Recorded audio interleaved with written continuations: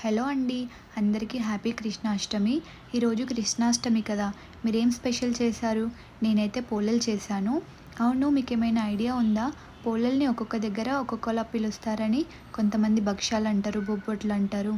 సరే కానీ మన పోలేల్లోకి వచ్చినట్లయితే ముందుగా ఒక గ్లాస్ శనగపప్పు తీసుకొని కడుక్కొని కుక్కర్లో వేసి మెత్తగా ఉడకనివ్వాలి. అది ఉడికేలోపు మనం ఒక కప్పు గోధుమ పిండి తీసుకొని ఆయిల్ వేసి మంచిగా కలిపి పక్కకు పెట్టుకోవాలి. అలాగే ఉడకపెట్టుకున్న శనగపప్పును మిక్సీలో వేసుకొని ఒక గ్లాస్ శనగపప్పుకి ఒక గ్లాస్ చక్కెర వేసుకోవాలి. అంటే మనం ఏ గ్లాస్తో అయితే శనగపప్పు తీసుకున్నామో అదే గ్లాస్ తోటి చక్కెర కూడా తీసుకోవాలి.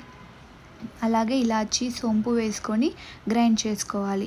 మందం లాంటి కవర్ తీసుకొని ఆయిల్ వేసి రుద్దుకొని కొద్దిగా పిండి తీసుకొని దాంట్లో పూర్ణం పెట్టుకొని మంచిగా వేళ్ళతో వీడియోలో చూపిస్తున్నట్టుగా వత్తుకోవాలి.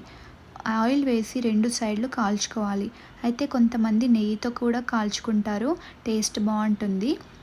నేనైతే నెయ్యి యూజ్ చేయట్లేదు, ఓన్లీ ఆయిల్ వాడుతున్నాను.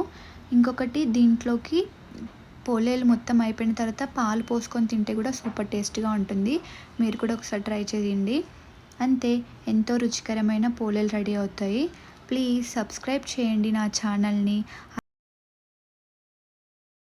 Next time